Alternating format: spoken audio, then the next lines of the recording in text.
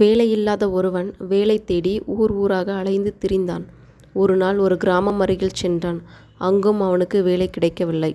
ஒரு நாள் நகரத்தை அடைந்தான். அங்கும் வேலை கிடைக்கவில்லை. அப்படியே சோர்ந்த நிலையில் ஒரு மரத்தின் அடியில் அமர்ந்தான். அந்த மரமோ செழிப்பாகவும் அடர்த்தியாகவும் இருந்தது. மரத்தை நிமிர்ந்து பார்த்தான். பின்னர் அவன் சிந்தனையால் ஒரு அரிவாள் கொண்டு வந்து அந்த பெரிய மரத்தின் ஒரு பாதி கிளையை வெட்டி விறகாக்கி ஊருக்குள் எடுத்துச் சென்று விற்றான். அதன் மூலம் அவனுக்கு பணம் கிட்டியது. பின்னர் அந்த மரத்தின் அடியில் ஓய்வெடுத்தான். இவ்வாறு தொடர்ந்து செய்து கொண்டே இருந்து மரத்தை ஒரு வழியாக காலி செய்துவிட்டான். பின்னர் சுட்டெரிக்கும் வெயிலில் ஒரு நாள் நிழலுக்காக அந்த மரத்தின் அடியில் அமர்ந்தான். நிழல் கிடைக்கவில்லை. அதற்கு மாறாக அவன் தான் செய்த செயலை எண்ணி மிகவும் வருந்தினான். இந்த கதையின் கருத்து: மரம், செடி, கொடிகள் இவைகள் இருக்கும்போது அதன் அருமையை நாம் உணர்வதில்லை. அதற்கு மாறாக இழந்த பிறகு நாம் வருத்தப்படுகிறோம். இவைதான் இந்த கதையிலும் நடந்துள்ளது. சிந்தித்து செயல்படுவோம். தேங்க்ஸ் ஃபார் வாட்சிங். நெக்ஸ்ட் இன்னொரு வீடியோவில் நம்ம பார்க்கலாம்.